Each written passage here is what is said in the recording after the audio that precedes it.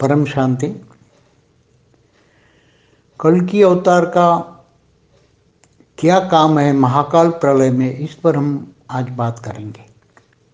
क्योंकि सभी कल की अवतार की बात तो सब जानते ही हैं सारे संसार में। कल की अवतार हिंदू लोग कह ही रहे, मुस्लिम लोग अपने हिसाब से कह रहे क़यामत का दिन की, क्रिश्चियन लोग कह रहे हैं अपने हिसाब से जजमेंट डे की। तो सभी लोग कह ही रहे हैं, सभी धर्म वाले कह रहे हैं।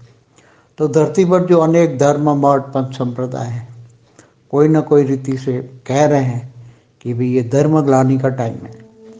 और गीता में भी भगवान कृष्ण ने बताया है कि यदा यदा ही धर्मस्य ग्लानिर्भवति भारत अभ्युत्थानम धर्मस्य तदात्मानं सृजाम्यहम्।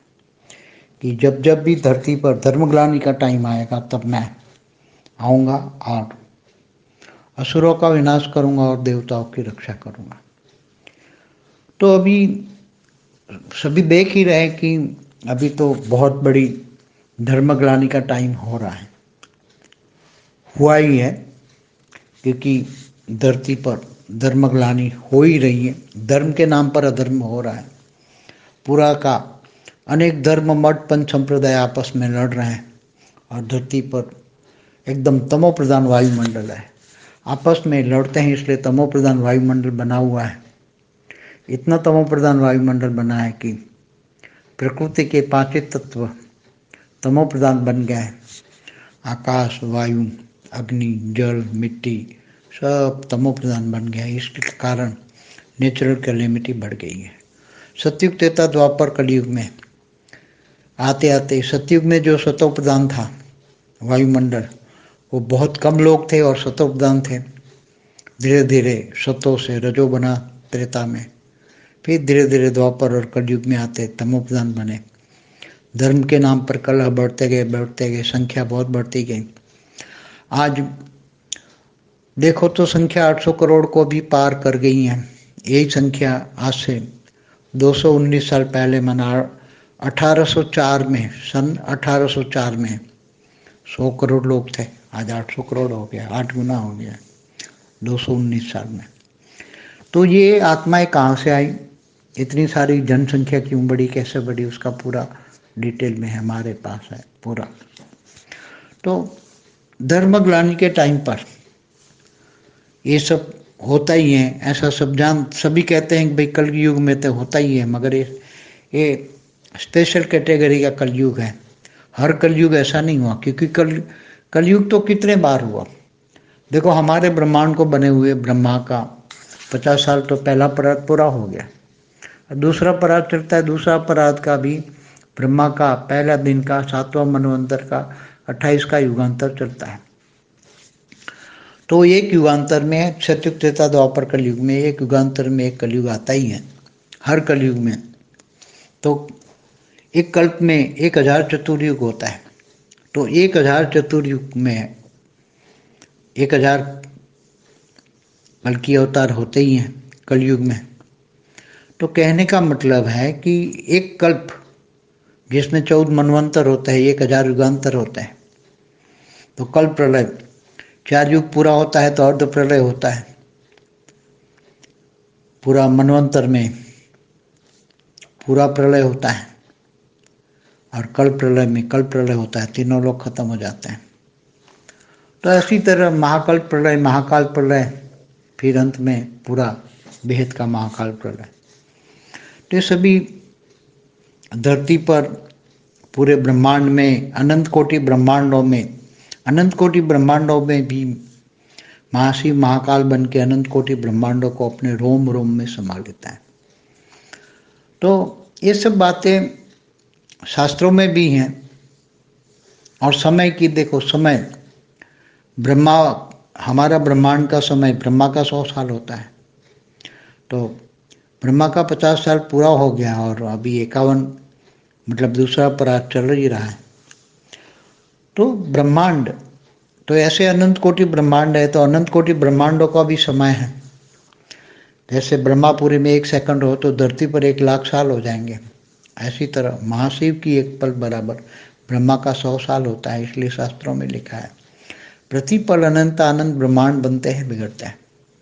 प्रतिपल महाशिव की एक पल में ब्रह्मा का 100 साल पूरा हो जाता है। तो ऐसी तरह अनंत कोटि ब्रह्मांड जब वाइंड अप करना होता है तो महाशिव महाकाल बन के महाकाल अग्नि पैदा करता है और ये पूरा अनंत कोटि ब्रह्मांडों को वाइंड अप कर लेता है। तो ऐसी तरह आज अब हमारी धरती की बात करें, आज ये तो अर्ध प्रलय, प्रलय, कल प्रलय, महाकाल प्रलय सब समय आने पर सबका डिटेल मैंने अलग अलग मेरी वीडियो में, महाकाल प्रलय की वीडियो है, उसमें बहुत डिटेल में समय के साथ बताया समय कितना कितना होता है। तो आप देख सकते हैं महाकाल प्रलय की वीडियो।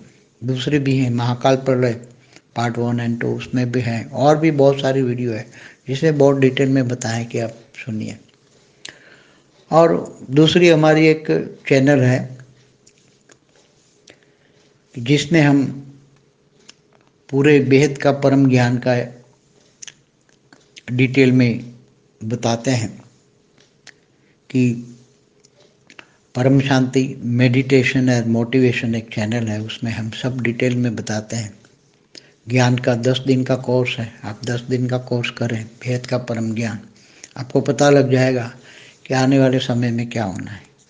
सब पता ही है कि आने वाले समय में अगर परमाणु बम तो बने हैं तो फूटने ही हैं। उसको रोकने के लिए सभी आत्मस्वरूप, सब बेहद की 9 लाख आत्माएं, पुरुष और प्रकृति मिला के 9 लाख 18 लाख 33 कोटि देवता है, देवी देवता है, 66 करोड़, ये सब जाग जाए, ज्ञान बन जाए, आत्मस्वरूप में स्थित हो जाए और आत्मस्वरूप में रहकर बेहद के परमपिता को जाने और बेहद के परमपिता को ज्ञान से जाने और ज्ञान से जानकर बेहद के परमपिता से पावर लें और ऑलमाइटी अथॉरिटी से पावर लेकर आत्मस्वरूप में पावर ले और उसका कारण शरीर, महाकारण शरीर, परम महाकारण शरीर चार्ज करें। तो धीरे धीरे करके ऐसी आत्माएं और साथ में परम शांति के वाइब्रेशन फैलाएं।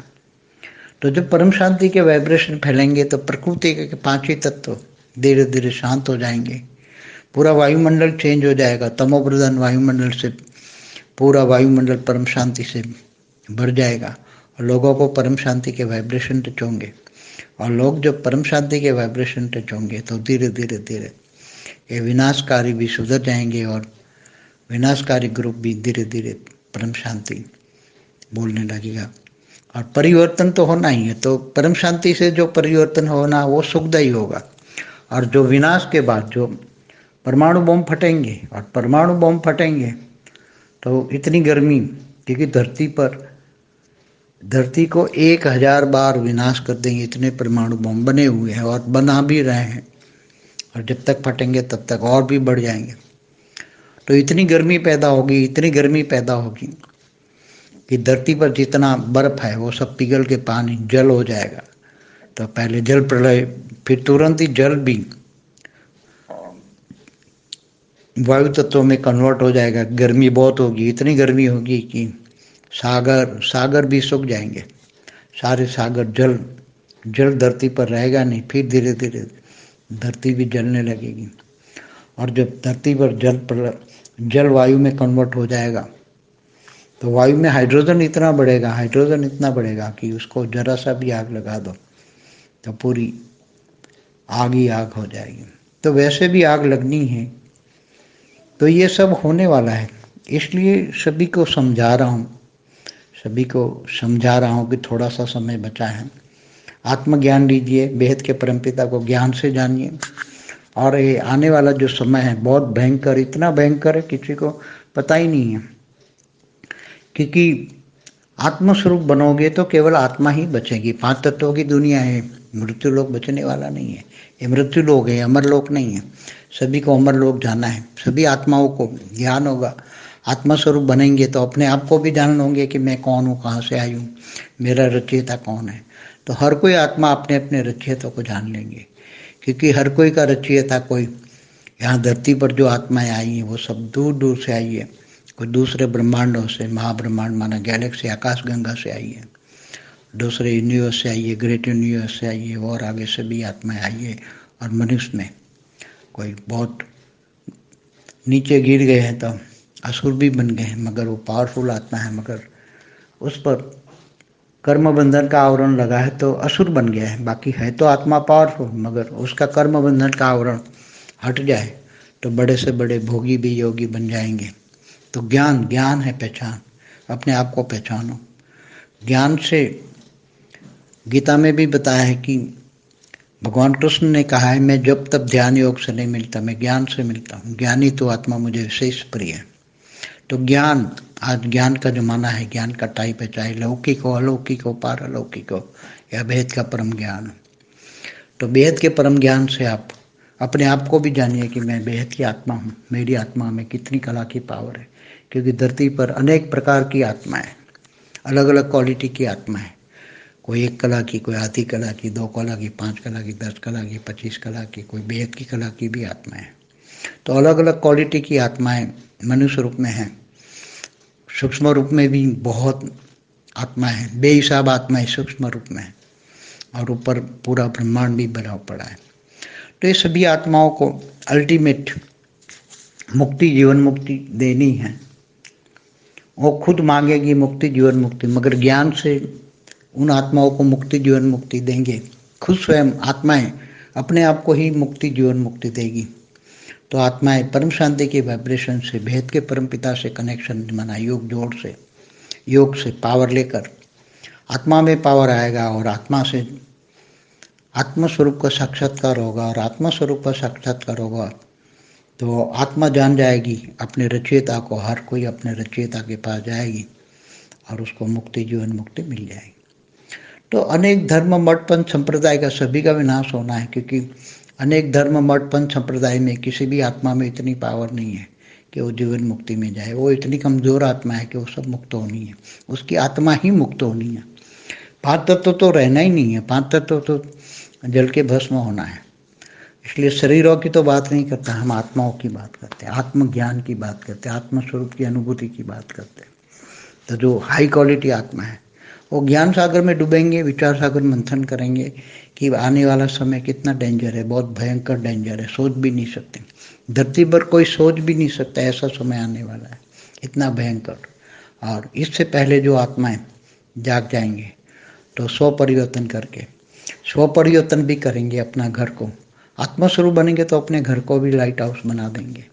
और जब जिनका घर लाइट हाउस बन जाएगा, परम लाइट हाउस बन जाएगा, तो वो दूसरों को भी, दूसरी आत्माओं को, चाहे साकारी हो चाहे आकारी हो, वो अपने घर को, घर के अंदर पनाह देकर उनको भी मुक्ति, जीवन मुक्ति दे पाएंगे। इसलिए दूसरों को भी मुक्ति, जीवन मुक्ति दे पाएंगे, ऐसा ज्ञान सबको लेना है। और परम शांति की वाइब्रेशन फैला है, यही एक सभी का लक्ष्य होना चाहिए। सभी का लक्ष्य आत्मस्वरूप, बेहद के परम पिता का, बेहद का परम ज्ञान और परम शांति। हमेशा परम शांति के वाइब्रेशन, चारों ओर परम शांति रहे, आपके ओरे में भी परम शांति रहे। आपको कोई भी याद करेगा तो भी उसको परम शांति मिलेगी, और सब कुछ परम शांति पॉजिटिव हो जाएगी, और धीरे धीरे विनाश की बजाय परम शांति हो जाएगी। यही सबको समझाना है, परम शांति। बेहद की परम शांति सोचो, बोलो परम शांति। Join us daily for live meditation, 10 p.m. to 11 p.m. on YouTube Live. Subscribe now. Website www.paramshanti.org.